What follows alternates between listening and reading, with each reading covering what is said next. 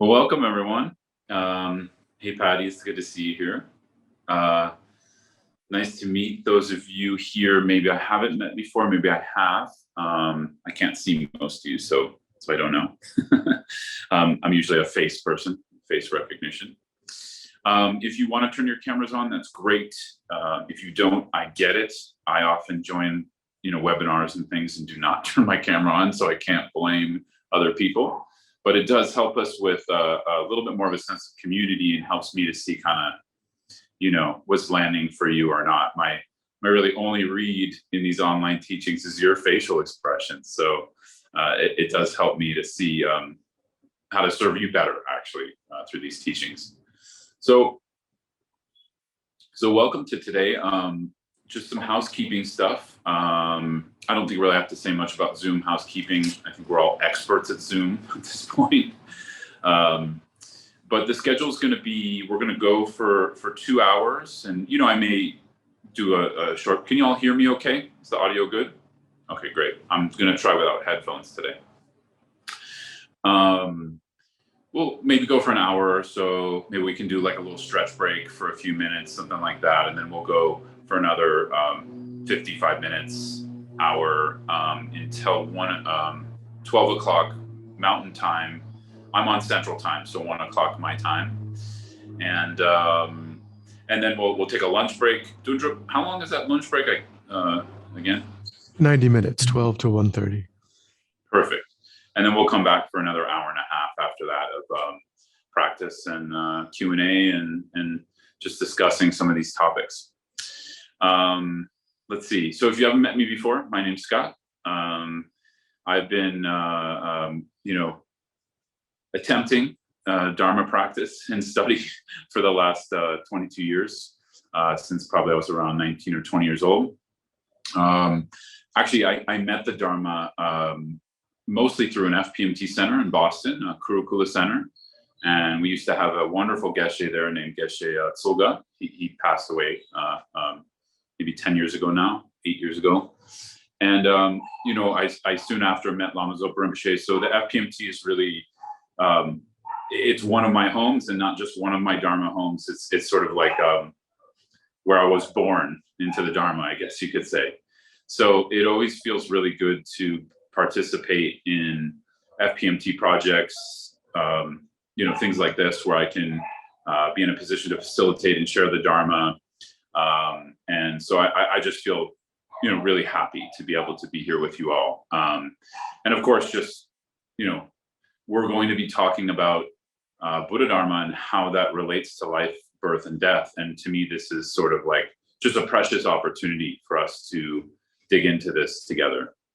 What I want you to do is to have some kind of note-taking device during this. It doesn't mean you have to take notes of what I'm saying. Actually, unless you need to, I recommend don't. Just sort of like stay with the vibe and the feeling of what's going on. But why I'm recommending a notepad, or if you want to take notes on your computer, is just sort of as questions come up, as thoughts come up, as sort of reflections on what I'm saying come up, it's going to give you prompts that we can then talk about when we're together. So sometimes, to get the discussions going or Q&As going, it's nice to remember what you thought about an hour ago. Where, if you're anything like me, like I'm going to forget an hour later what I was reflecting on that the facilitator, presenter, or teacher was saying. So I just recommend that as a tool to stay a little bit more engaged. We're a pretty small group today. So, if you don't want to speak, it's totally fine. There's no pressure there. But I just want to invite you into speaking when we open it up to the group, because it'll help to really deepen into this subject where, of course, I'm used to teaching Dharma for probably 15 years, about 14, 15 years. And I'm used to giving kind of lecture style Dharma talks, which is, probably some of the main pedagogy in Tibetan Buddhism in the West. But I'm not a big fan of that pedagogy as like a tool all the time. Meaning I really like, engagement, and where this material isn't just becoming intellectual and up here, where we're really trying to bring it down into our experience, as well as, through reflection and questions. In general, I don't believe the Buddha Dharma is something to be like, ingested, taken on face value, and believed, right? I mean, this is not my idea. This is the Buddha's idea. He said this in some of his famous quotes where he said, treat my teaching as you would checking for gold, like checking if a rock is gold or some other kind of metal. And, you rub it, you burn it, you wash it, and that's how you see if it's actually real gold. So that's what we're doing here. And, I'm guessing most of you here are already have already drank the Kool-Aid like me and already maybe in the Buddhist tradition. Maybe some of you aren't, and that's fine too.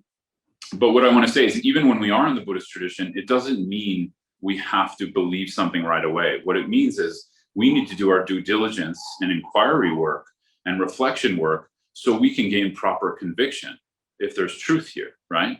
In some of these ideas. So mostly I'm going to be sharing traditional approaches to death and dying. But of course, I'm going to insert my own flavors, tips, tricks, opinions as well. Otherwise, you can just get this from a book. You don't need me. So I think there's a reason we're here together and doing this kind of with a little bit of flavor. And I live in Colombia, so we say sabor here. Right now I'm in Medellin, Colombia. So yeah, those are just some of my initial thoughts. I welcome some of yours. If there's some things you really need or you really want from today, just let me know. Like I said, I'd like to include, obviously some teaching, some Q&A time, and some practice time. So that's kind of my idea of what kind of pedagogy we can work with today. If there's something else you'd like some breakout rooms, and you want to talk to each other, that's fine too. We can do that. Sometimes that's helpful where, you all can talk to each other without fear of, me, right? I mean, I don't think you need to have fear of me, but sometimes that happens where we project onto someone who's presenting or a teacher and think they're going to judge us. I really don't care what you think or believe. I think, here we're just here to discuss these topics and open our minds a little bit. That's it. And maybe inform our practice, right? So with that said, I think it would be good to start with some traditional chants, taking refuge, generating bodhicitta. For those of you who don't know what this means, I think all of you have some relationship to this, but these are just the foundational practices as a Buddhist practitioner, where we attune our mind to the three jewels, the Buddha, Dharma, and Sangha, the teacher, the medicine, and the community of realized practitioners that help us to integrate that medicine. And then we generate bodhicitta, the mind of awakening, that, we're here today, not just for our own benefit. We're here because as we benefit, as we grow, as we awaken our light of realization and enlightenment, or just, I could say understanding, experience, and realization, as we awaken that over our lifetime, we want that to be of benefit to others. We want our intention to be that all sentient beings are included in that process, right? So that's essentially what we're doing here. And, we'll really try to make these a meditation. So read the words a little bit. Probably most of you have memorized these words, but just read them as if you're kind of fresh or they're new to you. I'm going to do the same thing. Read the English, obviously.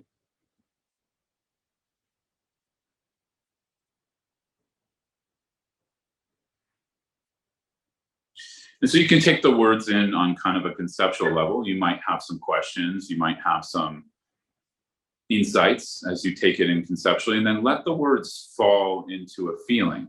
Whatever you do understand within these words, whatever you feel within them at the moment, what you feel from them, just let yourself steep in that for a moment. Let yourself connect to that, whether it's the refuge side, the bodhicitta side, or both. You can also invite the Buddha in front of you right now.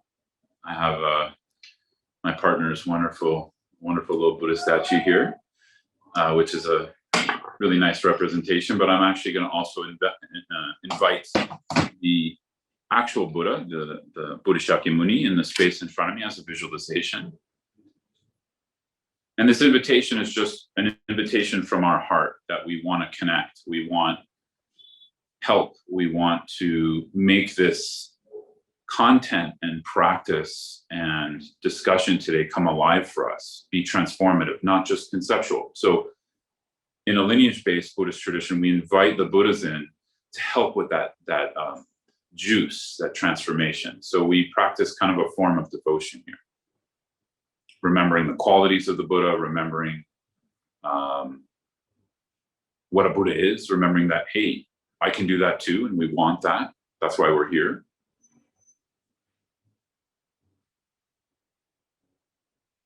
And then we visualize surrounding us all sentient beings. And I like this kind of imagining I'm on a vast plain, could be like a desert plain or just some kind of plain that is infinite. And sentient beings are stretching out beside me and all around me as far as my eyes can see. Just like looking out onto a vista or a sunset, they continue on. And remembering these beings are our mothers, fathers, brothers, sisters, friends, enemies. We have all kinds of relationships throughout many lives with all of these sentient beings from a Buddhist perspective. And if we don't connect with that teaching just yet, just connecting with the preciousness of all sentient beings and that they all want happiness and they want to avoid suffering just like ourselves. Remembering that we're not special. We're not sort of exclusive. We're not unique. Like all beings want their own version of what we want, right? So just remembering that, you start to open your heart to them, if you can, developing a sense of care, of love, loving kindness, and a sense of compassion or empathy towards their suffering in samsara. So we have the field of merit in front of us, Shakyamuni Buddha, or all the Buddhas and Bodhisattvas and Arhats, and the merit field of sentient beings surrounding us. And with this kind of sense of aliveness, bringing this into our mind as feeling this as an actuality, even if you can't visualize that so well, you imagine this is actually happening right now. This is how it is. And with that, we'll chant the Refuge in Tibetan twice, in English once, and merge our minds with the meaning if we can. Sangye chodan sogi chonama chanchu mardu dani kyabsu chi agi chinyin gi pe sonam gi Ola pinchir sangye drupar sho Sangye chidam sagi chanama chanchu bardu dani kyabsa chi agi chinin gepe sonam gi chola pinchir sangye drupar sho. I go for refuge until I'm enlightened, to the Buddha, the Dharma, and the Supreme Assembly. By the merits I create through listening to the Dharma, may I become a Buddha in order to benefit all sentient beings.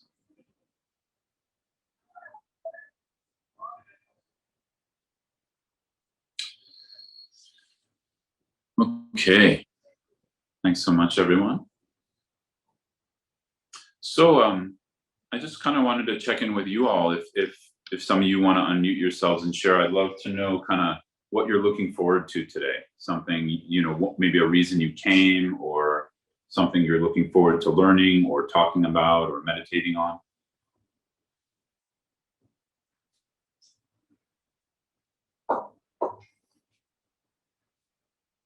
Sure. Thanks, Pam. I want cliff notes. Oh, okay. I'm teasing. It's been a while since I read that.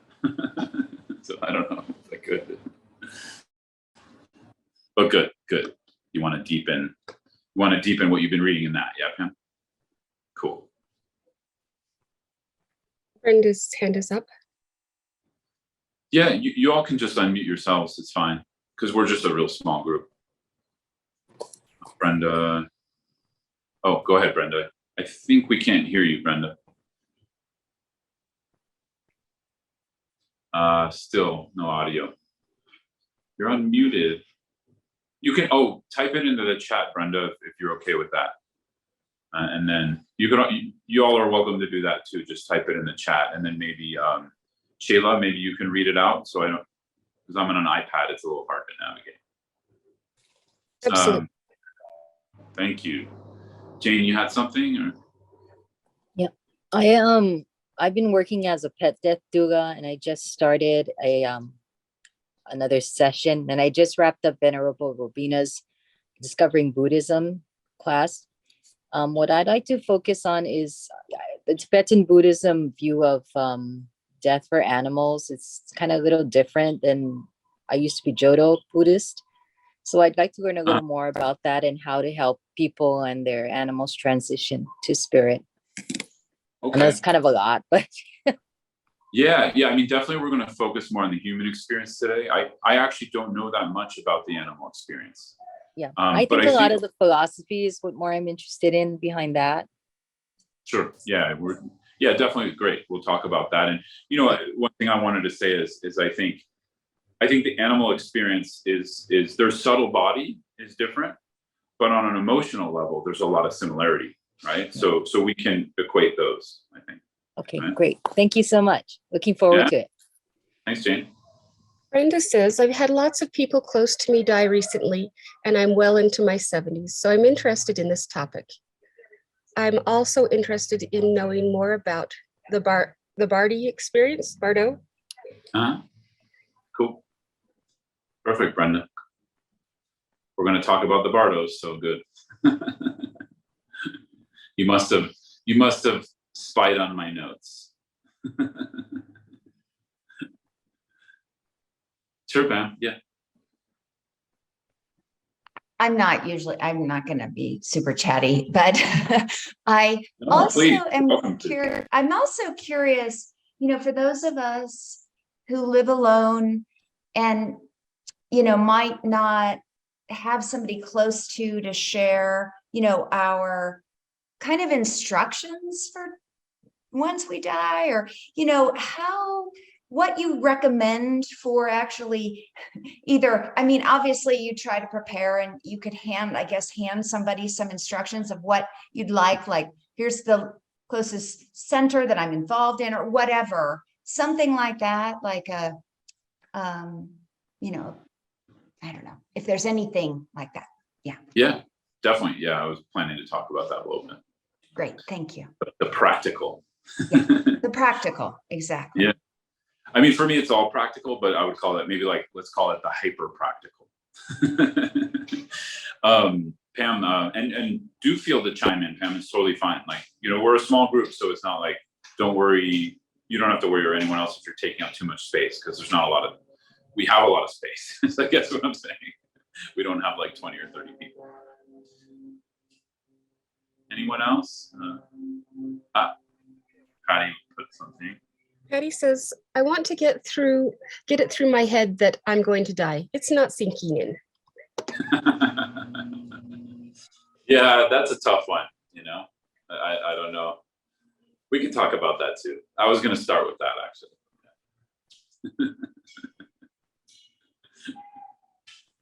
Anyone else?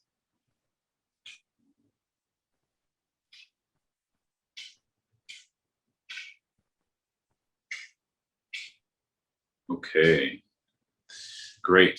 So we can jump in a little bit. So what I thought to start with is just sort of a context of why is it important to discuss this, and what are we really talking about, right?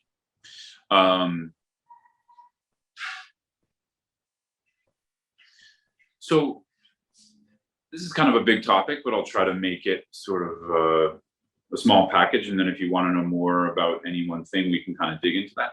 So, there's many ways to approach what actually we're doing in the Buddhist path. In Tibetan Buddhism, there's not really a singular view on that. So if you think there's a singular view in Tibetan Buddhism, I want to invite you to take a look at that. I haven't found a singular view, but what I have found is a lot in common. So we have, the early dissemination of Buddhism through the Nyingma tradition, and the later dissemination of Buddhism in the Sarma traditions of Kagyu, Sakya, and Gelug. So within these lineages, there's pretty much there's not a difference in sort of what the lineages are pointing us to, but there can be a difference in the paths and sort of the perspectives and points of view, meaning the practices and methods. And with that said, I've found probably 98% of the methods to be in common, right? Just maybe slightly different takes. So I practice in more of a Rime fashion, which means a non-sectarian fashion. I've studied actually not that much in Sakya, but all the schools of Tibetan Buddhism. So I like that perspective because I like seeing the commonality and also knowing the distinctions for which lineages I choose to use as my main practice. But nonetheless, all of these lineages and paths are there for us to explore the mind and to understand how mind shapes reality, how mind shapes identity, how mind shapes form, right? Which is a big one. The idea that mind shapes form, I don't think that's reached modern science yet, but that's definitely a Buddhist view, that our body is a cause, is a result of mind being the cause, right? And so we can go kind of into more detail if you want, but this is a basic framework that our own thoughts, our own actions of body, speech, and mind produce karmic seeds, and those karmic seeds have effects. One of those effects, or some of those effects, are taking on the aggregates, meaning body and mind in a human form, right? The 5 aggregates. So this is just kind of like foundational Buddhism that, if we don't understand, I would say, go check out some material on this and, feel more confident in this, because otherwise death and dying within Buddhism, it doesn't, how do you say, there's like, we're trying to fit an odd, a square peg into a round hole kind of, right? Because death and dying from a Buddhist perspective, it's not seen as something negative necessarily. It's not seen as something destructive. It is destructive in the sense that the body is being destroyed, but the mind is not. And the mind is not something from a Buddhist perspective that can be destroyed. It's something that was never created, therefore it can't be destroyed. And this is the Buddhist view on both the relative mind, which we would call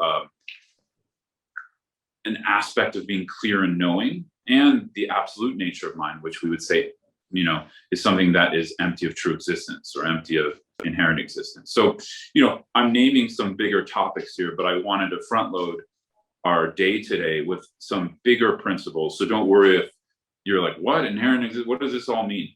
Just let it pass through, right? And if you do know, see if you can start to connect the dots to death and dying as I proceed. So, and you're welcome to ask questions. I'll open it up for Q&A in a bit.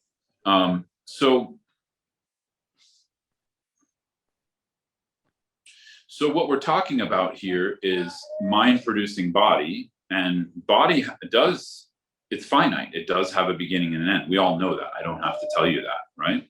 And it has a beginning and end based on cause and effect, or cause and effect karma. So due to seeds of karma, we experience the result, this body, and we experience it in a particular way.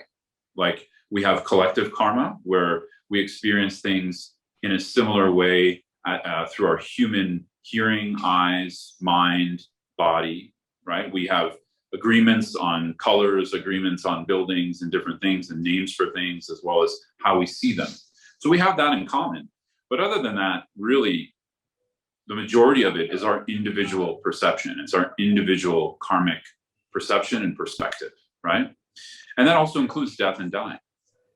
So there are, certain things we share with all human beings during the dying process, because we have a human body, the human aggregates, and when those are dissolving at the time of death, we're going to experience that in similar ways to others. But it's not exact, because the mind can be also, we have our own karmic perception. We have our own perception. So this is just like a foundational Buddhism that kind of needs to be said and needs to be thought about, right? More importantly, what that means is that that idea that we have our own, if we take the word karma somehow is triggering nowadays, and I think this is for, you know, basically a large misunderstandings on what karma is. Karma is not fate. Karma is not coming from another being. Karma is not like some punishment for you or me. Karma is just basic nature of cause and effect on the level of mind and body and speech. So when I say karmic perception, we can just say perception, but what I'm implying is that it's influenced by karma, right? Influenced by cause and effect and what we've created, essentially. The mind created. So when we're experiencing the dying process, of course, we have our own perspective around that. We have our own perception. And why it's important to first reflect on perception and that we have karmic perception is so we can start to take responsibility for our own projections, thoughts, emotions, perspectives, ideas. This is just sort of like something that, I don't know. I think this is like one of the things that has to be said the most in sort of the Dharma, modern Dharma, because I feel, you know, myself included, so many of us just struggle with being so linked with, so, how do you say it? So embedded with our thoughts, ideas, opinions, and views. And then we seek the kind of silos to reinforce those views through media, through friends, through whatever, right? So this is really important because the more solid our views become, actually the more suffering we experience from a Buddhist perspective.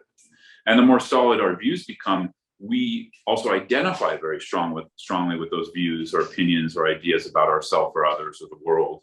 And it becomes very difficult to see that we're having perception. So you see where I'm going with this? We have to start to have a conversation or reflect more on, well, what is my perception and what isn't my perception, right? So here we're also talking about subject and object, right? Mind or perceiver and what mind perceives. Okay, good so far? Too deep end? Okay, good. So this when this relates to the dying process, this also relates to kind of like the first thing that came up, or in our, you know, just short introduction there, what Patty was bringing up around sort of our resistance to death. Our, you know, you could say for some of us, there's a blindness to it. I don't think anyone here has a blindness to it, otherwise you wouldn't be here. But sometimes we can have a, you know, we could have a resistance to it. We can have a type of misperception or ignorance towards it, meaning we just don't know. I mean, I think probably one of the biggest struggles of human life is death. Not the actual experience of death, but that we know we're going to die.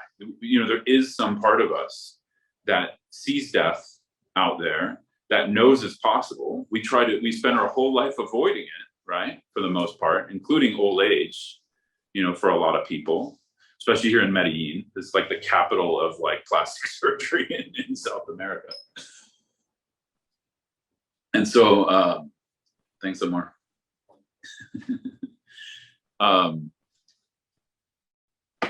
So like that, yeah. So we spend all kinds of ways avoiding. And this is what I mean by perception, that first we have to start to implement some ways of trying to accept how things are.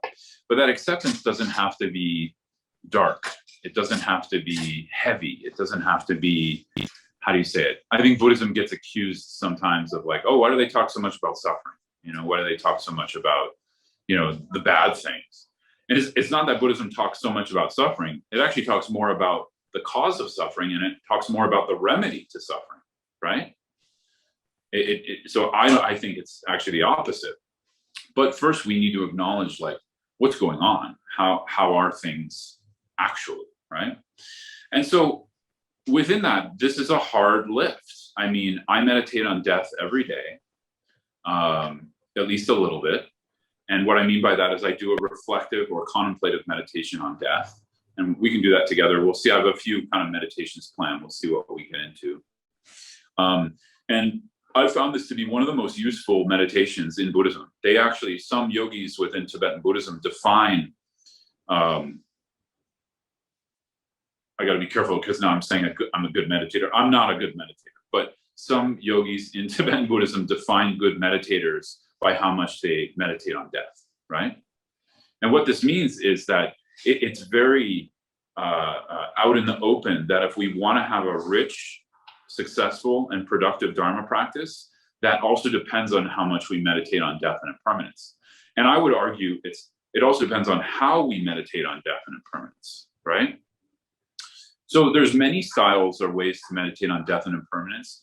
I really like this kind of 9-stage death and impermanence meditation where we take 3 main groups, and then we go into some sort of more subtler subjects within those groups. So we have the first group of that, I'm definitely, we're definitely going to die, like death is inevitable, right? And then we have the second group of reflections, which is that the time of death is uncertain. And then we have the third group, which is that the only thing at the time of death which will truly help is how much Dharma practice we practiced in the life, right? So first, death is certain, reflecting on that. Second, the time of death is uncertain. And third, that Dharma practice and the accumulation of merit and all the things are what's going to really help us at the time of death. So I find these 3 aspects, as well as, we can go in, if you want to, into their kind of sub bullet points. But I find just even reflecting on these to be not only like incredibly beneficial, but vital for my Dharma practice, especially the third one, the second and the third. We need to do some work on the first one, because that sort of, again, what reflective and resting meditation do, what we call Chegom and Jokom in Tibetan, which I'll get into a little bit later. What they do is they actually allow us to steep in something to transform our more hidden or unconscious perspectives. So I'll give you an example. Many of you have probably read about death and impermanence, right? And probably some of you know what I just said. You've read that 9-point death meditation, or you've seen it in a book. Now, what's the difference between knowing that, even memorizing the outline, and having it actually transform your perception, right? That's a big difference. So this is another thing I want to point out in the West, and it's not towards any of you, so don't take it personal. It's more towards me, which is that, we often become consumers of information, and we often don't put that into practice to transform. So what I'm talking about here is we actually have to put it into practice, which is hard. It's not easy. It's also very tedious, because we're working with conceptual transformation here initially.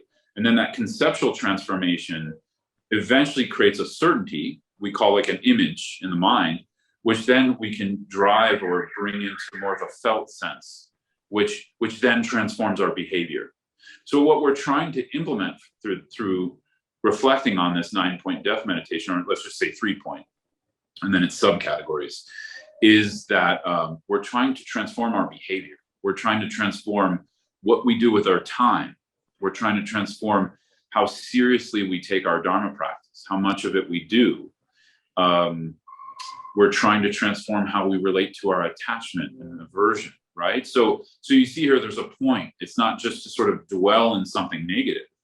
It's to actually drive and fuel a change in behavior. More so a change in how we are excited about the Dharma. For me, death and impermanence, when I meditate on it, it makes me excited for my practice.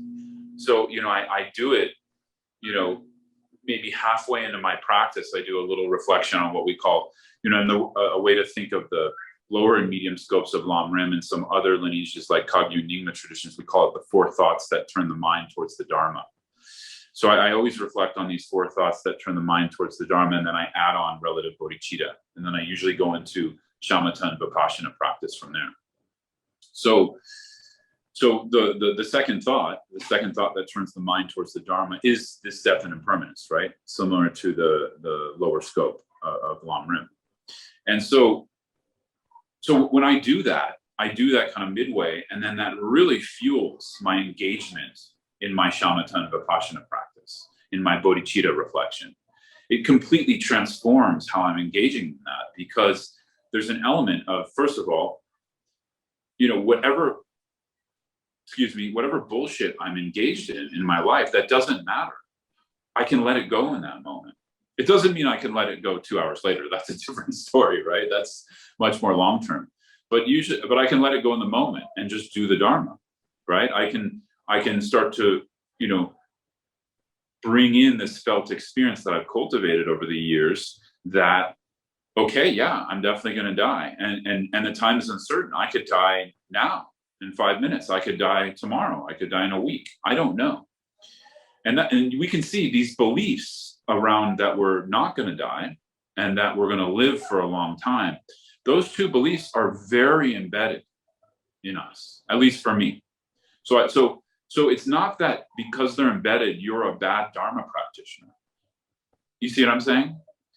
It's because they're embedded that we need to engage these kinds of contemplations more. So see how I'm flipping the attitude a little bit there?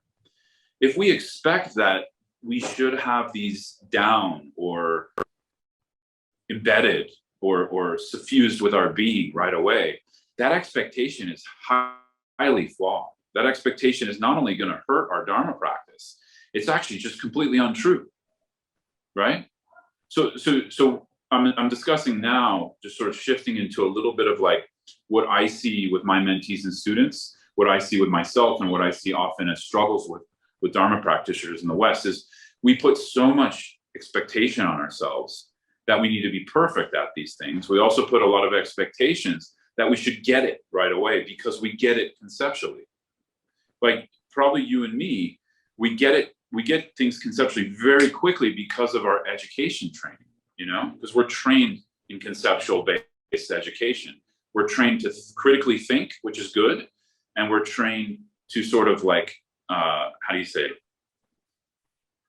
We come to conclusions very fast through that critical thinking, but the body and unconscious take a lot longer. And that's what we're talking about here. We need to do these practices both as reflective meditations and analytical meditations and resting meditation, where we rest on the conclusion we've come to. We have to do these a lot because affecting the unconscious habit of believing we're going to exist forever, it's a very strong belief. It's very difficult to affect that. I just want to point that out. So, when we see great practitioners who we admire, like, for me, Milarepa comes to mind. Lama Tsongkhapa comes to mind. Lama Zopa Rinpoche comes to mind. Practitioners who are just, we're like, how am I ever going to get there? Like, that looks impossible, like how they are, right? But the actuality is they put the work in. They meditated their asses off. Milarepa's his most highest teaching was to his student Gampopa, where Gampopa received everything from Milarepa, all the sutra teachings, the tantra teachings, everything. And Milarepa said, really, I don't have anything more for you. Now it's really time you go away into solitary retreat and practice. And then Milarepa said, oh, but there is one thing I didn't share with you. And he said, but I'm not sure if you're ready for this. I don't know if you're ready for this teaching.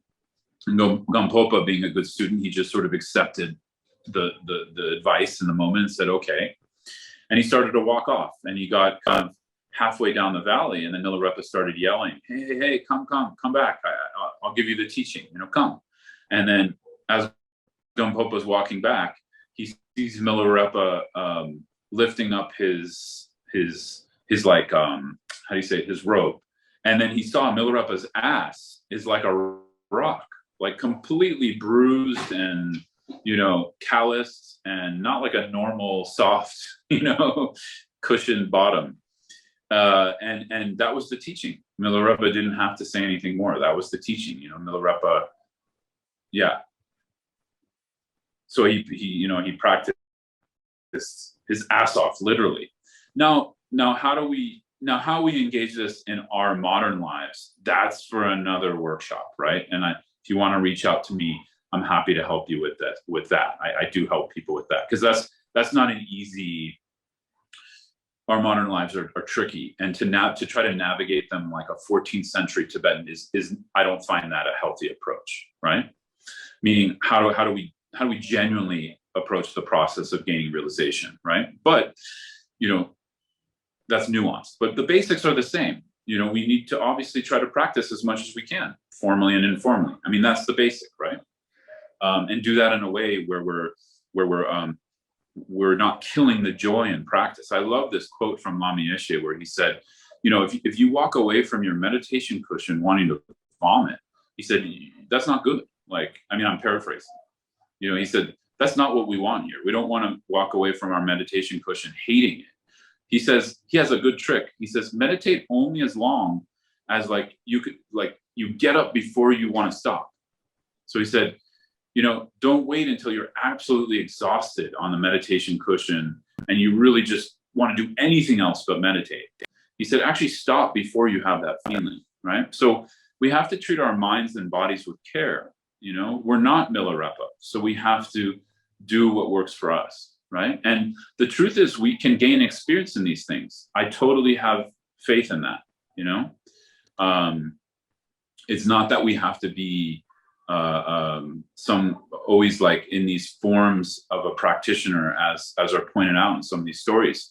There's lots of other stories of practitioners in Tibet, China, India, etc., who were householders and able to do these things as well. Now, there is value to monasticism. One of the reasons is you free up a lot of time, so you're more likely to practice, and you have support to do that, as well as the support of the Vinaya, the vows. But as householders, just because we have that disadvantage, it doesn't mean we can't do it. We can as well. So I just want to point that out. So this 9-point death meditation, which includes these three main categories, this includes reflective, analytical, and sort of resting meditation. So, we may just want to reflect on it a bit.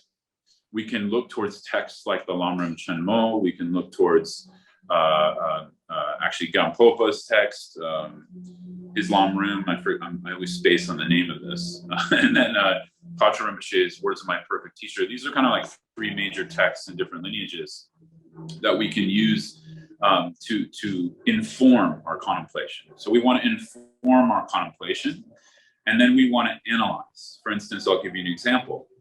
One of the points in death as being certain, that death is certain, is we reflect on the fact of, has anybody gotten out of here alive? Has anybody, including the Buddha, including our teachers, including famous people, including people we know, has anybody actually transcended death, right? And here I'm saying death, the physical body, because there are yogis who transcend death through what we call the rainbow body and other the illusory body, other forms of tantric practice. That's different. I'm talking here the physical body as it is, as a samsaric physical body. No one's transcended that. So we reflect on that and we bring examples, right? And we contemplate that. And when we're analyzing, we're doing that more in a refined way. And then when we sense a shift in how we're feeling that certainty, not just conceptually, when we sense a shift on an embodied level, via emotion, feeling, or just the certainty sinking in a little bit more than just the thought I know, when it's sinking in a little bit more, we rest our attention there. And that's what we call jokon. So resting meditation just means we place our mind on that shift, right? Once we've been analyzing and contemplating and we produce the shift, we place our mind there. Okay, so I'm just kind of giving the tools now, and we can do a little bit if you want. I just wanted to introduce that. Let me pull my notes up here. Okay, so within this, we're trying to also understand how the samsaric experience works through life and death, right? So one way we understand the samsaric experience as a circular experience produced by karma, cause, and effect. And what is karma, cause, and effect produced by? It's produced by afflictive emotions. It's produced by anger, attachment, ignorance, jealousy, pride, and all of the other afflictive emotions that stem from those. And when we believe those, we act those out through body, speech, and mind. We produce karma, cause and effect, and then we have to experience that in the form of birth, death, aging, sickness, and all of the other experiences we have, both ones that are, we could say, the suffering of suffering, like the first kind of suffering, and also the suffering of change. And some are within the third type of suffering we call all-pervasive suffering. So, Buddhism understands all of this as dukkha. And what dukkha also includes is our pleasurable experiences. But nonetheless, let's just say pleasurable and unpleasurable and neutral experiences. These are what we produce through karma, cause, and effect. But we have to go to the deeper roots here a little bit to really talk, to then talk about the Bardos. So where do the afflictive emotions come from? They also come from habits. But principally, they come from the belief in a reified I.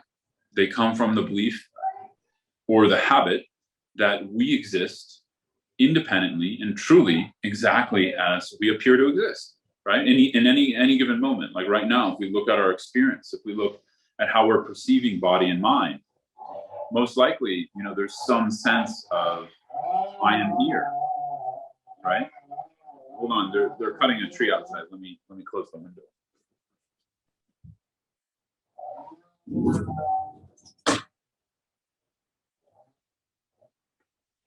So we have to look at that. We have to look at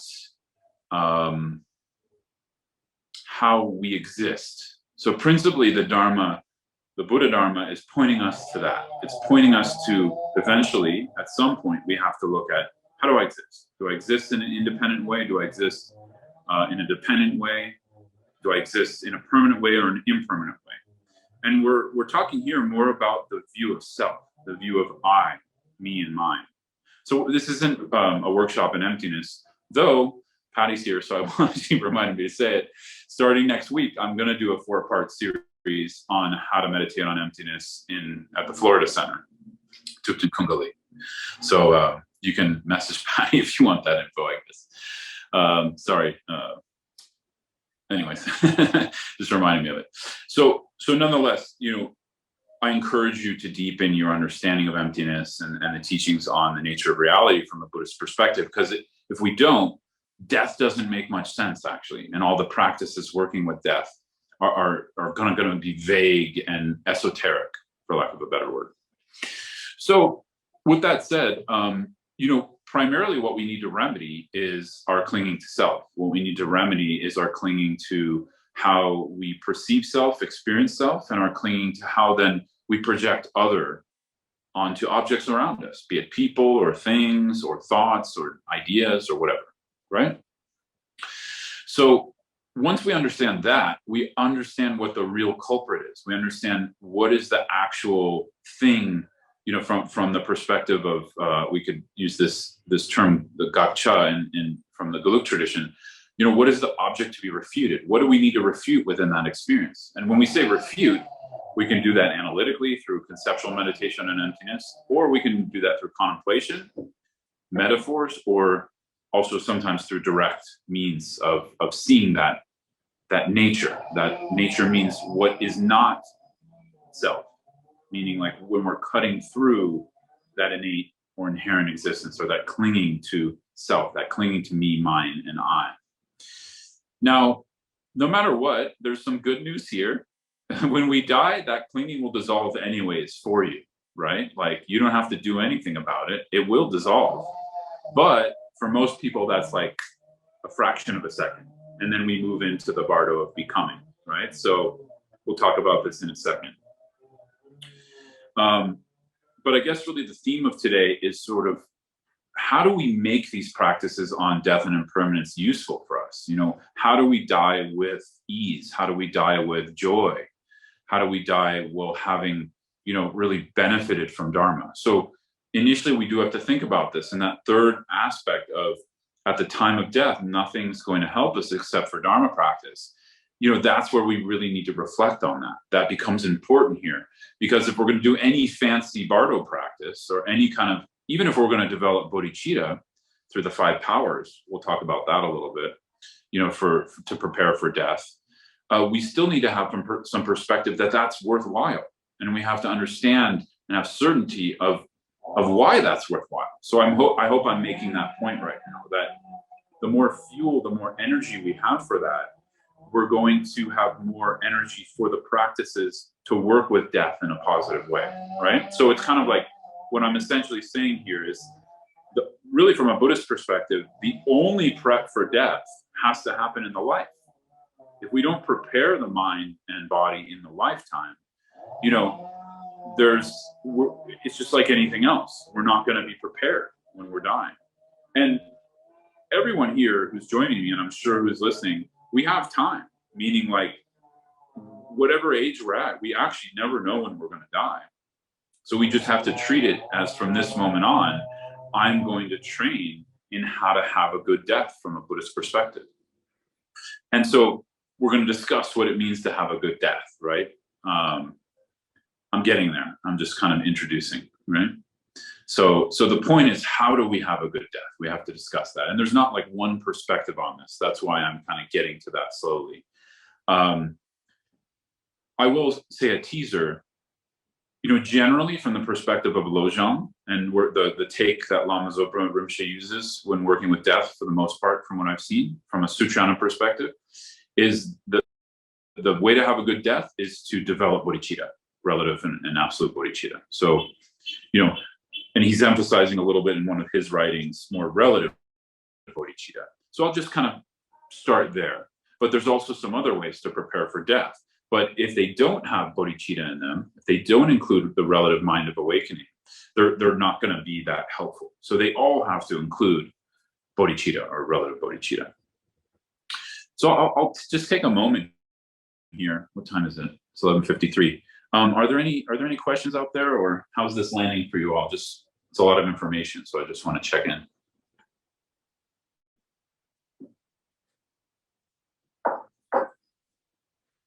Feel free to unmute yourself if there's anything, or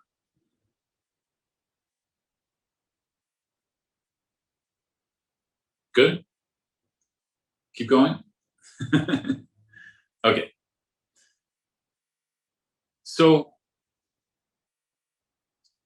I didn't really plan to talk about the Bardos, but I thought to mention it when we started to jump on Zoom. I thought, oh yeah, maybe it's good to mention it.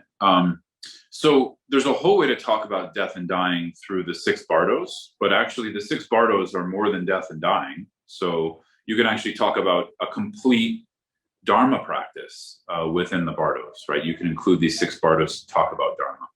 So I'll just name the 6 Bardos first, and then we can go into some detail. So the 6 Bardos are basically I'm not going to say them in order, but the Bardo of Life, the Bardo of Death, the Bardo of Birth. Then you have the Bardo of Meditation,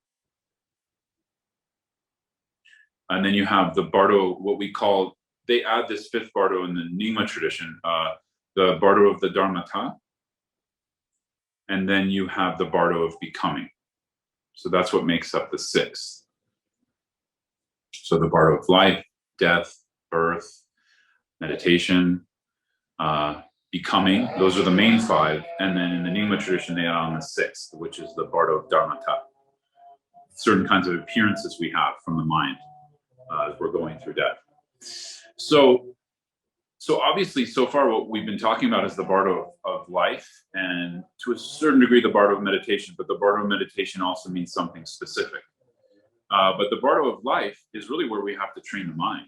It's really where we have to take advantage of our human birth, of this precious human rebirth we have, to reflect on the Dharma, to study it, to meditate on death and impermanence, to meditate on emptiness, to meditate on bodhicitta, all of the stuff, right? This is where we have to take advantage. So there's really no secret to death. The secret to death is life, meaning like using the life well, right? That's the secret. And like I said, just so you don't have to go into like a mindset of, oh, it's too late for me or whatever. No, it's not too late. Our job is to really put energy into this so we're preparing for death. And you know, the main way we prepare for death is training in bodhicitta. It's training in both relative bodhicitta of the aspirational mind of wishing to or aspiring to attain awakening in order to bring all sentient beings to awakening.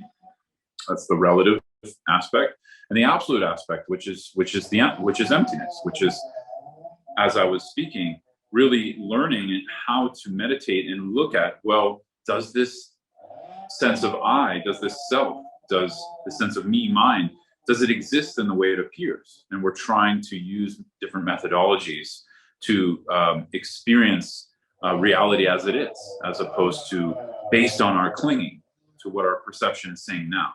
So that's absolute bodhicitta.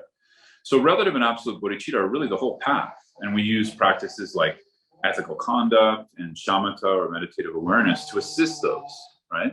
But really the whole path is bodhicitta, completely. And by bodhicitta, I mean it's two aspects, right? Not just relative. It has to include the absolute. So that's essentially how we can use the Bardo of Life well. Now, if we train in bodhicitta well, we can experience the Bardo of Meditation within this life, right? So the Bardo of Meditation within this life basically means we're actually seeing bodhicitta in its relative and absolute aspects. We're actually experiencing it. So through our training, it produced or it brought about an experience of actually cutting through our clinging. You know, even if that's for a short moment, that's an experience of the Bardo of Meditation. Now, the Bardo of birth, I don't have to explain so much. I mean, there's a lot of detail into how birth sort of happens from a subtle body perspective, also just from a physiological perspective in Buddhism, but I'm not going to go into that, but we can just say birth, right? Actually, in the womb, the body forming and then being born. Then we have the Bardo of death, and this is where we're going to spend most of our time today. Maybe what we'll do, we'll take a short break, and then after that, we'll take a short break in a few minutes, and then we'll do a meditation on this 9-point death meditation. But after lunch, what we're going to focus on is a meditation on dissolution. So a dissolution practice, meaning like, how can we start to practice what death might be like, right? So I'm not going to say a lot here because we'll go into that later. But more or less, at the end of the death process is a taste of our awakened mind, essentially, where we can taste what we call the clear light mind. And this clear light mind is the mind uncumbered. It's like, you know, if you imagine the body as a shell, it's like the shell has been cracked open and the subtle body has also dissolved. And there's just raw mind that has the potential to see its nature in a direct way. And so we call that the clear light experience. Now, like I said, for most people don't recognize it because they didn't train in it in the life, right? That's the problem. But as Buddhist practitioners, our aim is to train in it so we can recognize it. And they use this example, like if you're in a crowd or you're in a marketplace and there's a lot of people, you know who your mother is or father. You know, if you see your mother or father in the crowd, you can say, hey, that's my mom or that's my dad, right? So they say when you train in the nature of mind, or when you train in bodhicitta throughout the life, you can recognize it as the clear light nature at the time of death. And so this is what we would call like the first type of liberation. We call that like liberating at the time of death. It's technically a tantric practice, so I'm not going to go so much into it here, but I just wanted to mention it because it's the good news. Remember, I was saying like, death is not bad news from a Buddhist perspective, especially from a tantric perspective or a Vajrayana perspective. It's completely good news, right? Because we have a chance at liberation. We have a chance at awakening right there. A chance that we had in the life, but it's actually like, you can think of it this way. If we're in a shell, you know, it's a lot harder to kind of like saw through or break through or cut through that shell, you know, kind of with tools. Essentially, the Buddhist path is we're trying to understand that shell and then use tools or methods to cut through it while we're alive. But at the time of death, we don't have to do all that. It just happens naturally, right? So it's incredibly good news because we can take advantage of that moment to attain awakening. But again, that's more tantric methodology. But nonetheless, what happens after the clear light mind, if we recognized it, we are able to sustain that because we trained in it in the lifetime, we attain awakening. We purify. This is where you have the phenomenon known as tukdam, where you see great practitioners where they physically died, but their heart remains warm, and they continue to sit in meditation for a period of 3 days, up to 3 weeks. What they're doing is they're meditating on clear light mind, right? And what's happening there is they're actually achieving Buddhahood. Because Buddhahood is not just something like you get it or you don't. Even from a tantric perspective, you still have to clear away the obscurations. And so that has to happen through sustaining bodhicitta. And here I mean absolute bodhicitta merged with relative bodhicitta, right? And so it's that absolute bodhicitta aspect that happens on a direct level at the time of death. And so a meditator is sustaining that and actually traveling the path in that meditation. You kind of can't say technically they're traveling a path because they're actually directly seeing emptiness, but they are removing, the obscurations, and all of the karmic imprints are being removed. And at that point, if you can do that, there's no Bardo of becoming for you. You've done it. You ended samsara for yourself. A beautiful thing, right?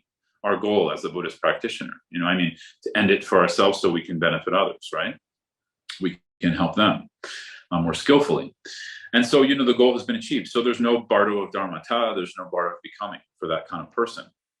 But for most of us, even if we are a meditator, we might not be able to sustain that recognition, or we miss the recognition. And that's okay. In the Bardo of Dharmata, we see appearances of mind that are related to mind's expression. And some of these appearances are pleasant and some are extremely unpleasant. But nonetheless, it's another opportunity for a practitioner to recognize that. And so we can also liberate in the Dharmata, but we're liberating more through the appearance of mind, right? Where when there's clear light mind, there's no appearance. There's just raw emptiness. I mean, there is appearance, but there's not a lot of movement. Maybe we can put it that way. In Dharmata, there's a lot of movement, right? A lot of strange appearances, loud sounds, all kinds of things. And you can study this more deeply if you want to in some of the tantric traditions of Tibetan Buddhism. I'm not going to go into that here, what that is. But nonetheless, it's another chance to liberate. Now, if we miss that chance, we end up in the Bardo of becoming. We have a small death, and then we take what's called, it's a body in the Bardo of becoming.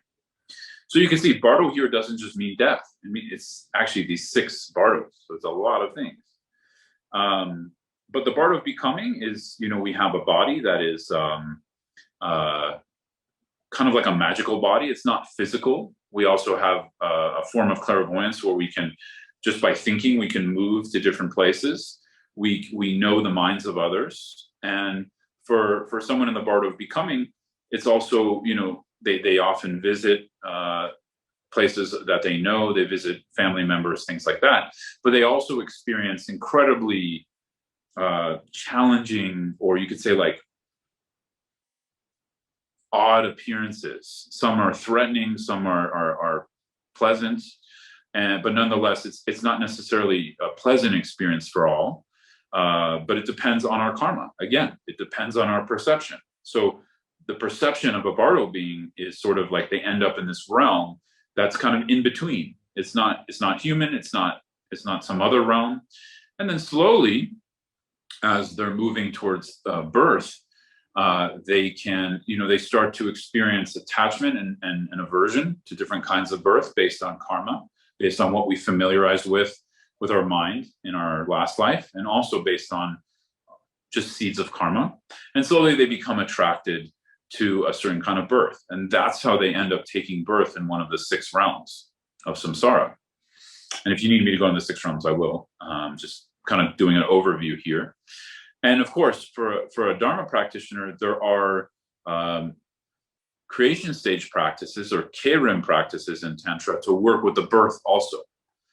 So one can also attain liberation or awakening at the birth time. So there's actually all these chances to attain awakening. Now, in a way, again, if we didn't familiarize with those in the life, it's not going to make a difference. So it always comes back to now. We have to familiarize ourselves with these kinds of practices.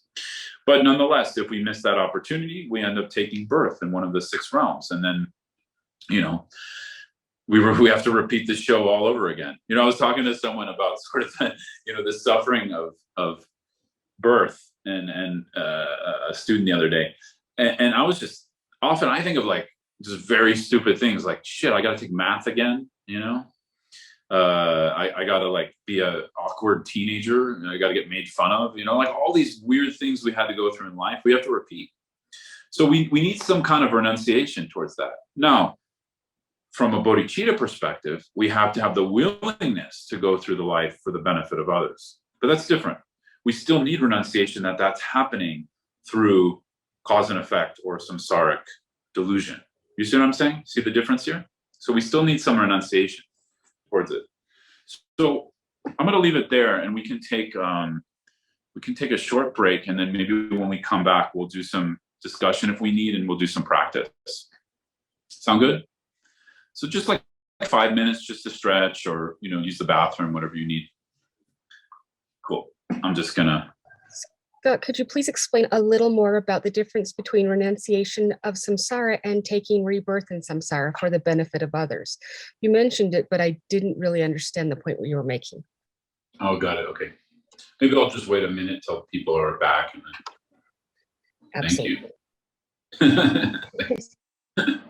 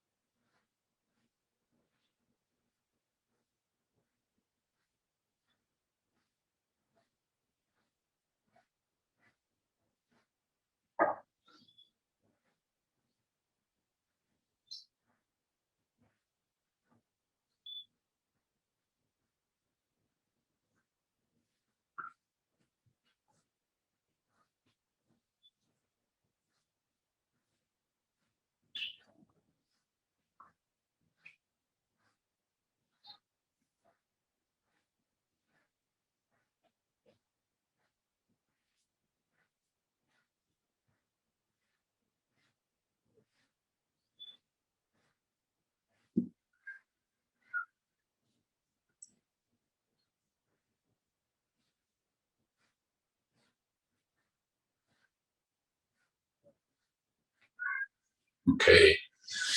I hope the person who asked is back. I'm not sure. So there was a. Brenda, she's not back yet. Oh, okay. We'll wait for. Does anybody have any other questions, just or anything before Brenda had a question in chat? Oh, there she is. Okay. Okay, so yeah, Brenda, you had this question about birth based on samsara or based on awakening, yeah? Okay, so actually, like technically, this is like a very tricky one, right? Because technically, someone who's realized, who's either attained like technically the path of seeing within the Mahayana path, or within the Shravakyana path, you know, an arhat, someone who's realized arhatship. They don't actually they don't have the cause to be born in samsara anymore, right? But let's just talk about it from the Mahayana perspective. A bodhisattva who doesn't have the cause to be born in samsara anymore can still take birth due to the karma of sentient beings and their own intention, basically, to benefit. But we would call that kind of, it's more of an emanation body at that point. It's not the emanation body of a Buddha, but bodhisattvas can emanate also, not just bodies, but all kinds of things. And so technically it's like, I actually want to know more about this. So it's not like, I don't have an exhaustive knowledge about this, but it seems like it's a little bit more like the manifestation of I was trying to think like a mirage for us, or an illusion. So, you know, they manifest a mirage that can even be physical, like that we can experience and touch and, you know, relate to as human, or whatever they manifest as. But I don't know if that technically is something.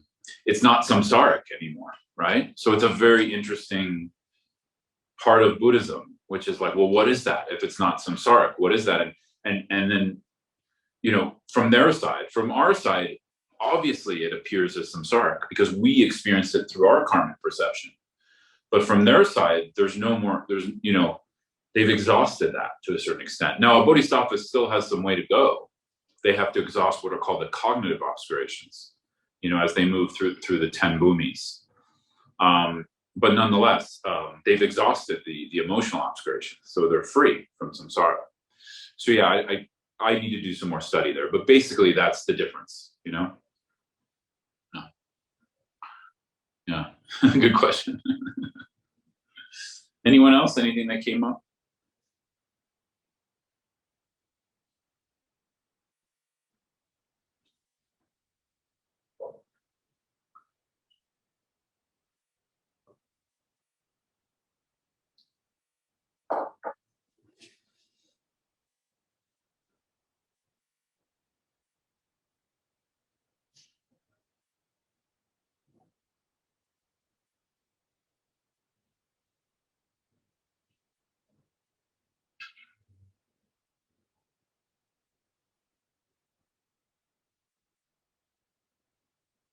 Okay.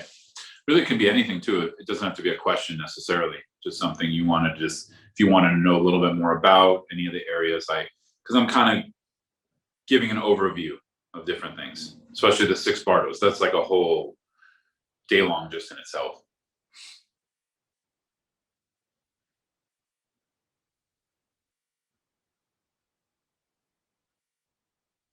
Okay.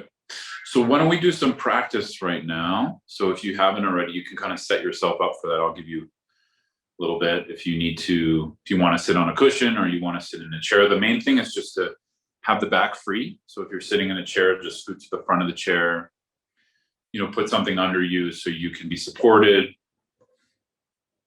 And what we're going to do is, I talked about this 9-point death meditation and how we practice what's called Qigong, or analytical meditation, Jokum, or stabilizing or resting meditation. And we're going to alternate these so you can start to kind of feel out how a practice might be. So you can close your eyes for this, or leave them open or half open, whatever you prefer, however you normally meditate. And just settling into the body. So just coming into the practice without pushiness, just a sense of feeling the feet, feeling the seat below you, feeling your hands on your lap, your fingertips. Maybe you want to allow some attention to breath, just to connect the breath to body. The whole idea here is grounding a little bit into a sense of body, a sense of our aggregate of form, our aggregate of feeling, just connecting with that as an object or an anchor of meditation for a few moments.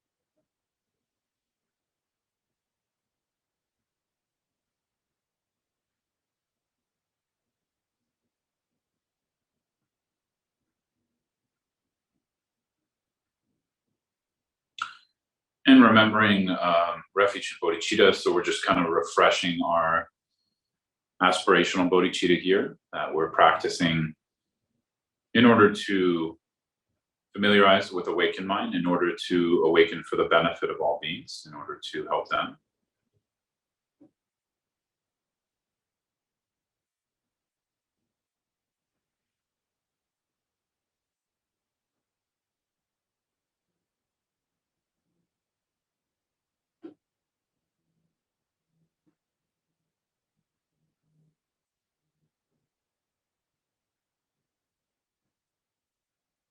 And so the idea here, adding to that intention, is that I also intend to do a reflection and analytical meditation on death, on these aspects of death being certain, the time being uncertain, and that nothing will benefit except for the Dharma at the time of death. So we make the intention that the goal of this is to practice it.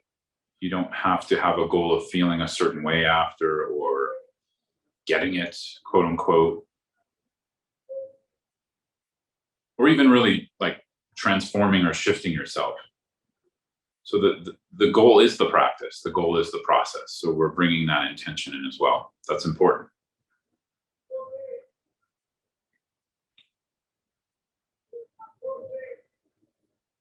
So in this first basket of death being certain, we have three categories. No power in the first is no power in the universe can stop death. The second being one cannot add time to life. And the third is while still alive, the time to practice is very limited. So we'll just start with the first one. Here we're going to bring in our own experience. So I want you to bring in examples from your own life. The first one is just thinking about, has anyone escaped death? And you start to go through different people you know, different historical figures, the Buddha, maybe some of our Dharma teachers who have passed away. Here really it's just every person who's born into a physical body will have to die. That physical body will end because it's something material. It's something impermanent. So just reflecting on those examples. So what doesn't help in these kinds of meditations is when the mind says, I know. That's not helpful. We all know this.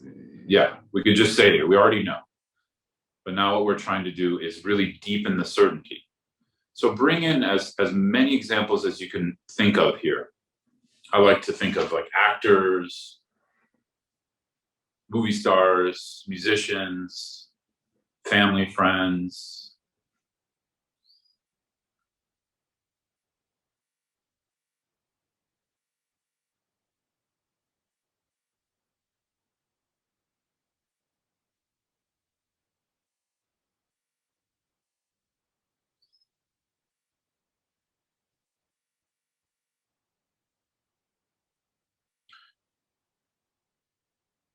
And now we can reflect on, let's say, 150 years from now,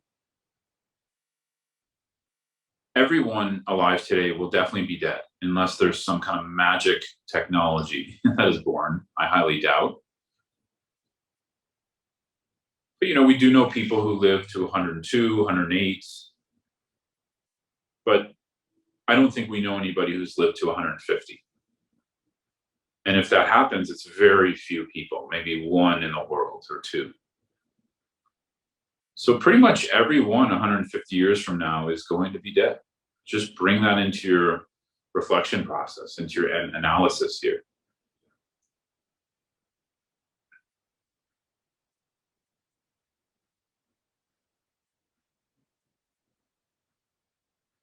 It's kind of a revolutionary thought even. Wow, okay. This world that seems so active, moving, solid, so serious with political problems, drama. All of the people involved in that will not be around anymore in 150 years. Ourselves, as well as others, can't run away from death. There's really nowhere we can escape.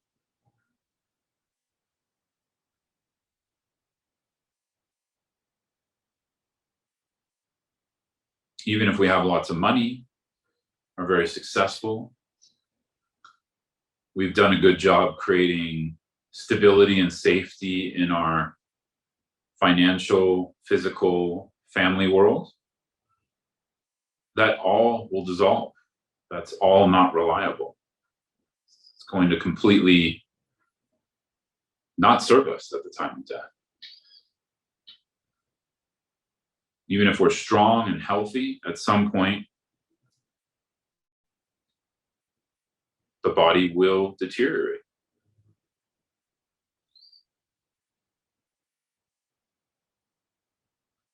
And so just reflect on some of these points and try to make them real for you. And as you notice your experience shifting from merely a conceptual contemplation to like an analysis and a shift in feeling, in sort of, we could call it maybe like a reality shift. Drop the analysis for a moment and just place your attention there. And that's what we call jokom, or placement or resting meditation. So we can do that together, and then later you can kind of do that as you need. So we can all just drop the analysis for a moment and just drop into the body and feel. Feel where this meditation placed us so far. And it's okay if it didn't really shift you that much. Don't worry. Just let go of the analysis. But there's awareness and attention on maybe an emotion that arose, a feeling of this sense or certainty that death is certain that goes beyond a conceptual thought. See if you can rest your attention there, just for a short moment, for a minute or so.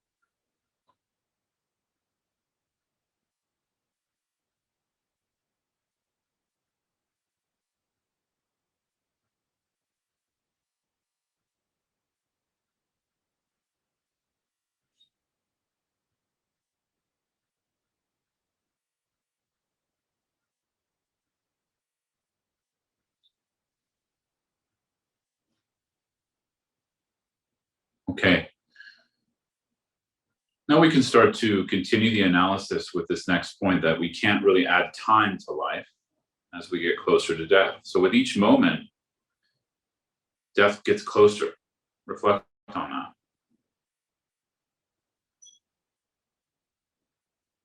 You know, I notice sometimes I have this feeling of infinity within this life, that this life is kind of infinity when I'm not analyzing it. So we're questioning that infinity right now, because we're remembering the moments and how much has changed for us throughout the life, how much our body changed, how much our mind has changed, how many kinds of experiences we've been through.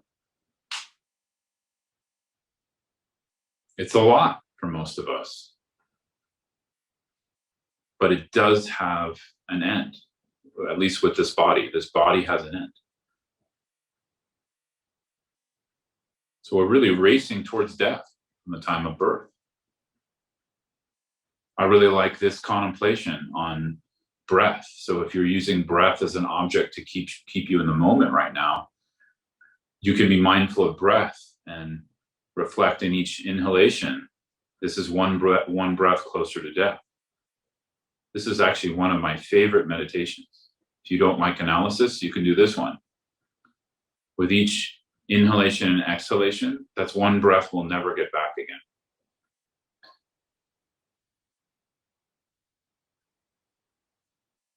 Now, you can also use resting meditation to just take a break, meaning like go back to the breath without analysis, or go to the body, or just rest the analysis for a few moments. This can be like an intense practice, so I just want to give that warning. You don't have to push yourself here. If you're getting overwhelmed or it's a little too emotionally triggering for you, be kind to yourself. Take little breaks. That's okay.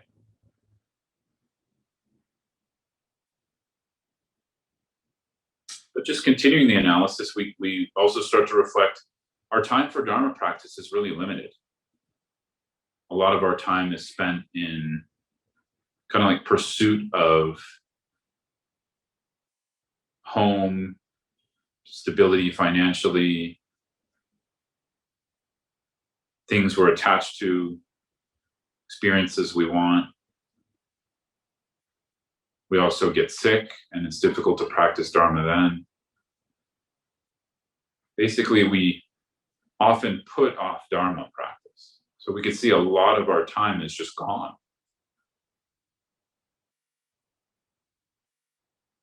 Traveling, shopping.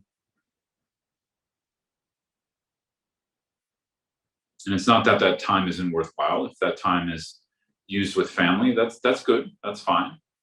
But we also have to look at how we're integrating the Dharma into that time.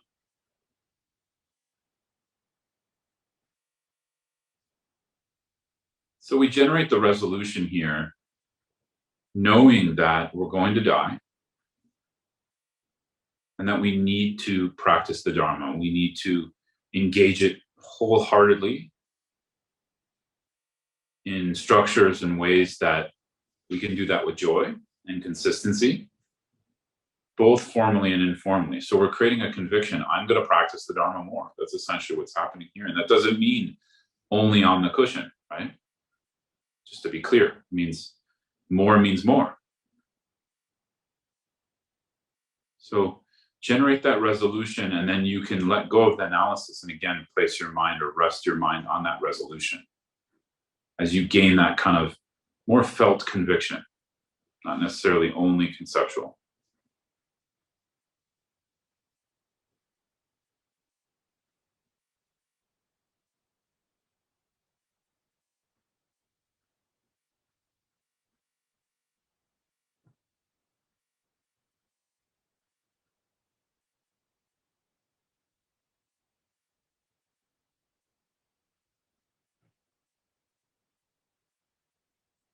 Okay, now we're going to shift to the time of death as being uncertain.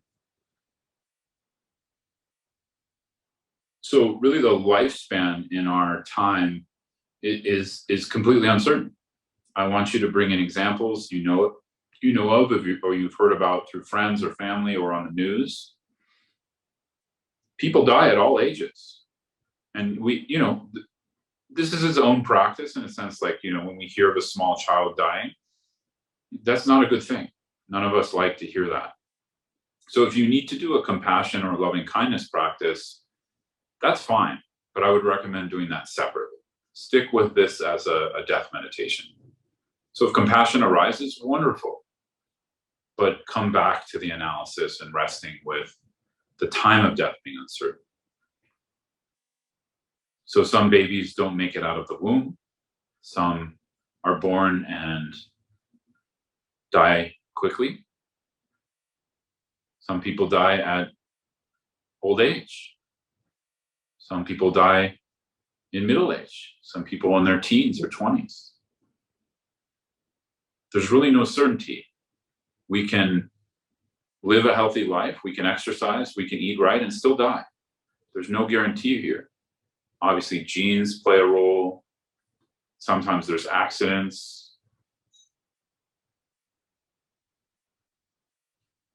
So age is really no guarantee. When we think in our sanghas, oh, the sangha is aging, so we need to do more death and dying. Yes, there is some purpose there, but it's a little bit misleading because it means, oh, if you're not above 70, you don't need to be thinking about this. And that's completely false. Age is not so much a factor. It is, but it's not a guarantee.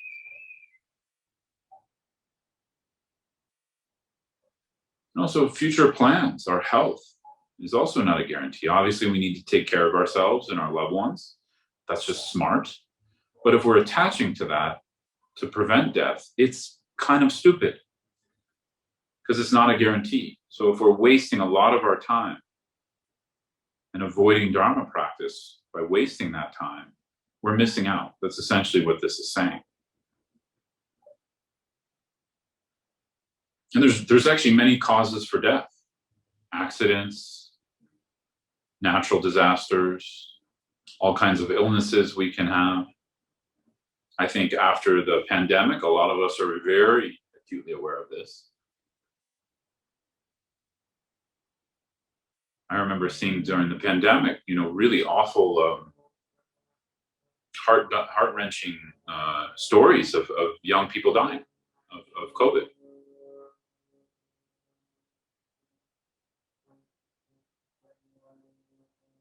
And sometimes even the things that sustain life can be a cause for death. Like we can eat food that can poison us. Sometimes we get the wrong kind of medicine, or we get medicine that also comes with poison, and that can be a cause for illness and death. So again, this can become a neurotic meditation, but that's not the point. So I hope you're using it not to just make you more neurotic about, dangers out there. I know my mind can go there. So the point is not to become neurotic. It's just to really see the time of death is really uncertain. So we're generating that resolution from this. That in general, the body's very fragile. It seems very solid and strong, but it's actually quite fragile. And maybe some of you here have direct experience of that. Maybe you fought cancer, or you have family members who have. So So use your personal experience. And again, we're not dwelling in the trauma of the experience. What we're doing is we're using it to aim us towards a recognition that really the time of death is uncertain. And we generate the resolution. I really want to engage the Dharma more, formally and informally. Informal just means off the cushion in our life, in our study. So rest your mind on that. Place the mind as best you can on that recognition, on that certainty.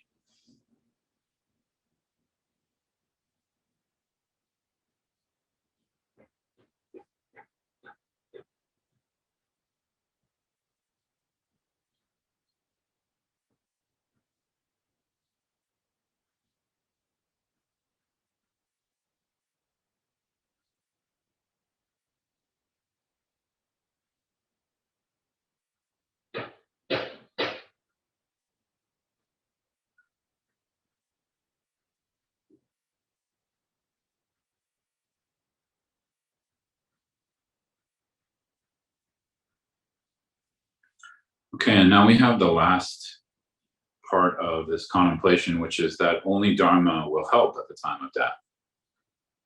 So we can again start to analyze and reflect. Will my possessions help me at the time of death? I like this part of the practice because we can really open up more questions. Will all that energy put into creating safety in my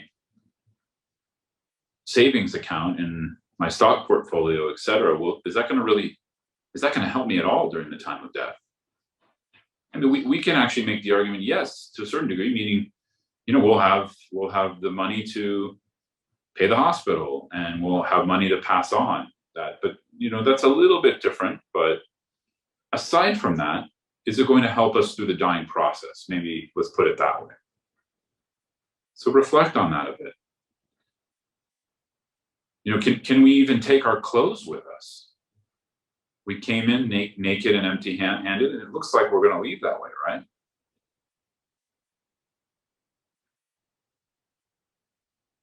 So in a way, a king and a beggar both experience death in the same way. There's an equalization at the time of death.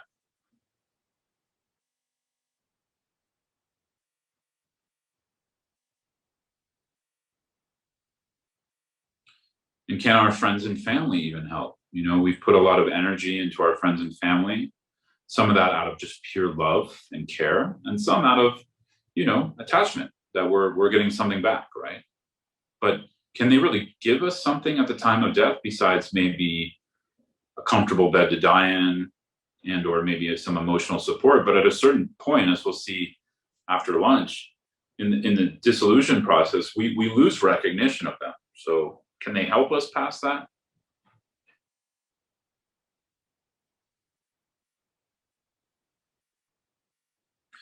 Often there's also the dark side to this, which we don't talk about that much in the West, that, family and friends are also a way that our attachment gets inflamed. And attachment actually can prevent a healthy death from a Buddhist perspective, meaning if we're overly attached to our things and to our loved ones, we're going to have a harder time dying. We actually have to let go at the time of death.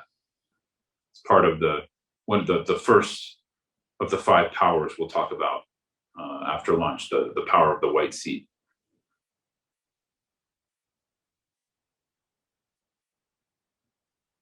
So no one can share our experience of death. It's ours alone. We have to feel confidence in ourselves to be able to go through it. We have to be reliant upon our mind that's been trained in the lifetime through meditation. So again, you can continue to analyze for a minute or so if you want, or you can just kind of notice what's arising. This practice can be quite emotional. It's not an easy practice. I just want to point that out. So use your emotions in a healthy way where you can place the mind on them. Like I said, the outcome, actually, the mind actually, I don't want to say should, but the mind can become kind of disturbed here. And that's actually okay, as long as it's pointing towards Dharma. Meaning, if we're becoming a little bit anxious or we're becoming concerned, that's actually the point of the meditation. So we have to know how to counter this. We have to rest and not go into our, you could say kind of beautiful monsters around I'm not worthy or wow, I'm such a bad Dharma practitioner. That's all not helpful. You don't need to let yourself go there. What we need to go towards is a recognition of where it hasn't been working so far, and this real deep resolution. I'm going to transform this. I'm going to use my life well for the death. So move your mind away from I'm not worthy to I completely am worthy because I have Buddha nature, and it's possible for me to practice the path. So go into the process, not the results, not like what you should be. Go into what you are, which is we're seeing some of that reality now. And I want to engage the practice more resolution for the process of Dharma practice, regular Dharma practice. So again, place your mind on that conviction. From now on, I'm going to prepare myself for death as much as I can. I'm going to put energy into this. And I'm going to do that through practicing relative, absolute bodhicitta, renunciation mind. Keeping my vows, adhering to ethical conduct, and try my best to benefit others in a relative way until I can attain awakening and benefit them ultimately. So really, just place your mind on that conviction as a felt sense, not just a thought.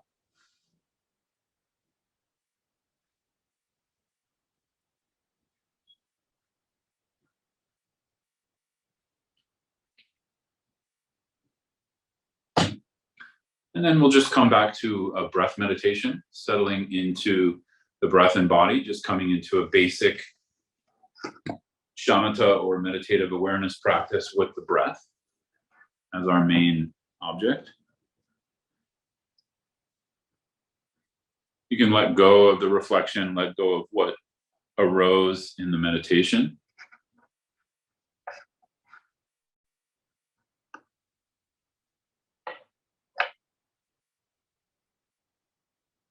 Just coming purely into a shamatha or resting practice. Resting means placing the mind.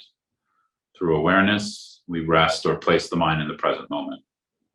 Just do our best to sustain that.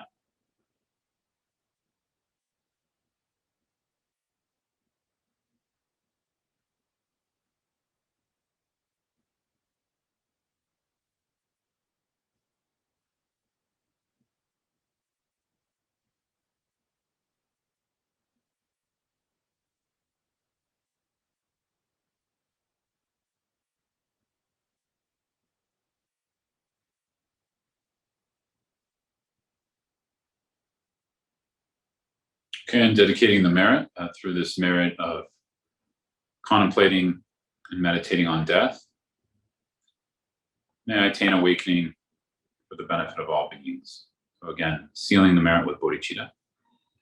sealing the practice, also with this sense of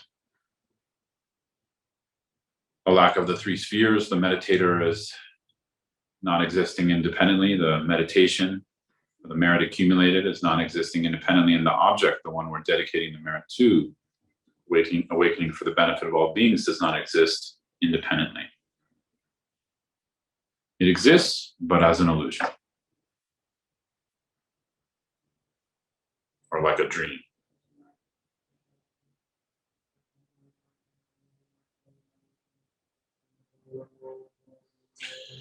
Okay, thanks so much, everyone.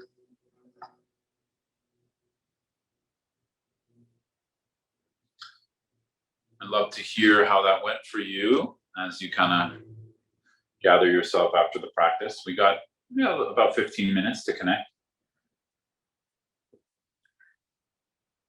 I very rarely lead that meditation because it's a very challenging meditation. A lot can be stirred up. I kind of want to talk about that, but I want to see what happened for you first.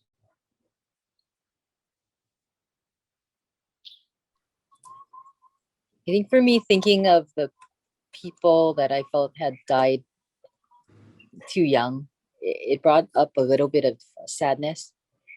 Sure. You know, I know, and there are reasons why, but the ones that were like unexpected, and even for some of the people that passed at what we would think is old age, it still made me sad. Yeah. That's kind of like those kinds of things come up, right? Yeah. Good.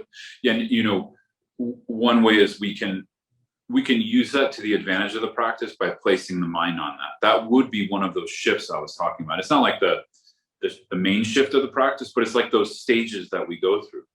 So we can use sadness as like a tool here, you know, and it's a little bit different than dwelling in the sadness. It's more like we place the mind in sort of that sense of, how do you say, death and impermanence meditation in general, it does bring the mind down, right? Probably a lot of you notice that. So it's okay to go there. Now, maybe this is a good time to say this. I will say this with some caveats. I don't feel this meditation is appropriate for everyone. The reason being, some of us do have some, not you, Jane, right? Just to be clear.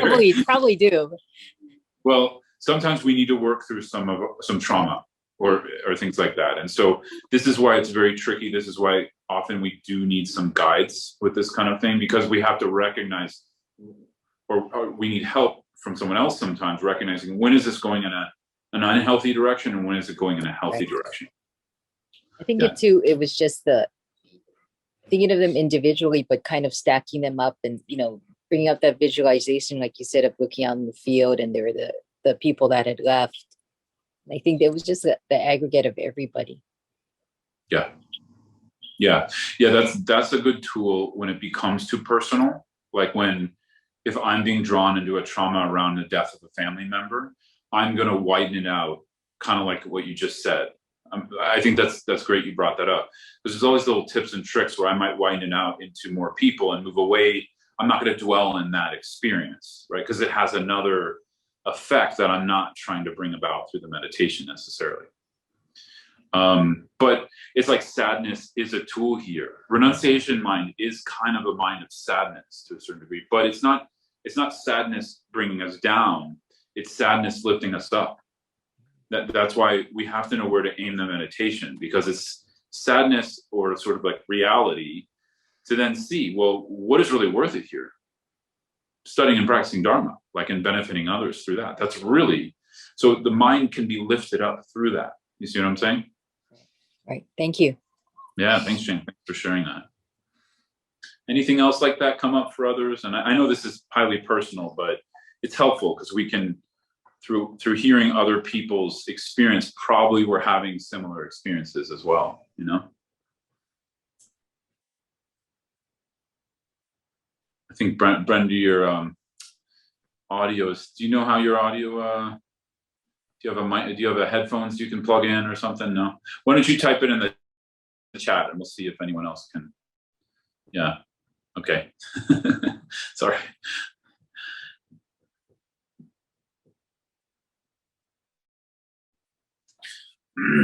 What else came up for you all? And also just like, it doesn't have to be a heavy thing. It could just be like, oh, I found it really hard to concentrate, or I found this happening, or whatever, right? Or this was great. It really helped me to, open up something. I just want to hear from you. Yeah, I prefer Scott, to hear from everyone. Yeah. Go ahead, Pat. Yeah, sorry. Yeah, I think, the first two did bring on a lot of sadness for me. No one can escape death, and the time of death is uncertain. And yes, it does bring you down, because then it's like unconsciously, it's like, okay, I'm just going to go to sleep. I think, that part of the sadness just gets for me exhausting sometimes. And but then the third part of only the Dharma can help is definitely what can be uplifting. And then for me anyway, battling the mind of why are you, then it turns into the lack of self compassion. Why did I sit and read a silly book yesterday when I could have read a Dharma book? And so, so then that starts going on. So I have to, bring myself back out of that. And so I was all over the place, which is pretty common for me. So. Yeah, good. No, it sounds like some good stuff arose. I mean, what's interesting in here is like the part of the purpose of the practice is actually to produce what one of the things you mentioned like this kind of regret for reading a silly book or whatever. Like I don't, on a personal level, don't think you have to regret that, just to be clear, right? But from the traditional teachings here, that's actually that's what this meditation is supposed to produce. So it's very interesting, I think I wanted to say more about my ideas on that, or my thoughts on that, is that I think these are very courageous practices. We need a lot of courage for them, because often, a lot of us want to meditate to feel good. And there are Buddhist meditations that don't make us feel good, like this, right? But they're helpful. See, so it's interesting, because we don't feel good, but it's helpful for our practice. So it's similar for me, I waste time on Netflix at night sometimes, and it's similar. I have the same regret. Like, why did I binge watch that? Or, I should have meditated. And so this is where I have a whole other set of things I like to teach on you could call it more secular meditation on just how to actually inhabit our worth. This is really important as modern meditators, because I feel this rift between not feeling our worth, and then when we go into these more traditional, very powerful meditations like death and impermanence, they sometimes don't go the right direction, because we didn't do the foundational work on just basic healthy human stuff, not necessarily transcendent Dharma. And I think they're connected, but often for me, a lot of these meditations initially, they kind of were mixed. Sometimes they went the wrong direction, causing myself to just feel like I'm the worst practitioner, I'm never going to get it, and then sometimes they did really help me. But, it's kind of this interesting thing. Maybe it's not Milarepa, some people say in his biographies, you can really see he kind of had a self-worth problem, So he, in a way, his self-worth problem actually made him practice more, and then he attained realization. So I don't know, there's kind of different views on this. For most of us in the modern world, I think even if Milarepa had a self-worth problem, I'm not sure it's the same one that we experience in the modern world, because we experience we come from a completely different cultural view, meaning we experience original sin, that we're, a screwed up person. Now, I don't think Milarepa had that cultural milieu, but again, I don't really know. But it's kind of interesting to reflect on this, because I think we do have to bring in these ideas, because on one side we have the wellness industry, which are in a negative way, a lot of wellness is proponents of we can actually be well in samsara. This is it's bullshit. It's totally false from a Buddhist perspective. But there's a lot of good things in the wellness industry too that help us to like understand our human reality and body and mind more, to just understand how to navigate our emotions and things in a more skillful way. Does that end samsara? No. But you see what I'm saying? So it's like, it's a very funny edge here, moving between traditional Buddhism and sort of what maybe some of our modern needs are. So I just want to express that, because I never heard this taught about. I had to have like mentors who were just Sangha members who went through this kind of thing and talked to me about it, or I had to figure it out on my own. So it's really tough. And this really applies to all kinds of Lam Rim meditations. The Lam Rim is tough within and of itself, but it's powerful. But we have to have courage. It doesn't make us feel good all the time. Yeah. So thanks, Patty. I just wanted to say that. You prompted me to remember that. Yeah. And for me, another thing is, for me, my mother's death often came up in this meditation a lot. And it actually helped me to work through some of my grief. I don't think it was like the intention of the practice, but it did help me to work through some of it. Yeah. Scott, Brenda says in chat, I find this meditation really helpful. As I said earlier, I've had such a lot of experience of death lately. Just last week, 2 people I know well died. At the cemetery, seeing all the names of the people who have died made such an impression. It begins to bring the reality home to me. Yeah. Good, Brenda. Yeah.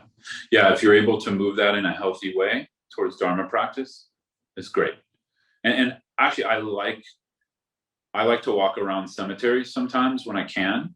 And it's a great death and impermanence meditation. We don't always have to do it like this analytical way.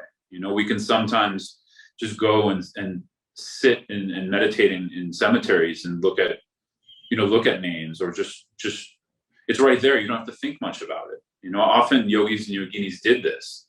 You know, there's wandering yogis and yoginis who would spend a lot of time in charnel grounds. In Tibet, the cemeteries weren't as pretty as ours. They were just places where basically they threw bodies, you know, and then birds would eat it.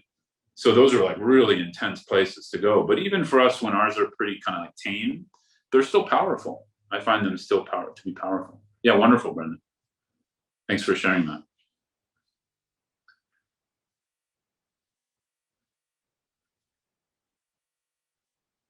Anyone else? We got a few minutes.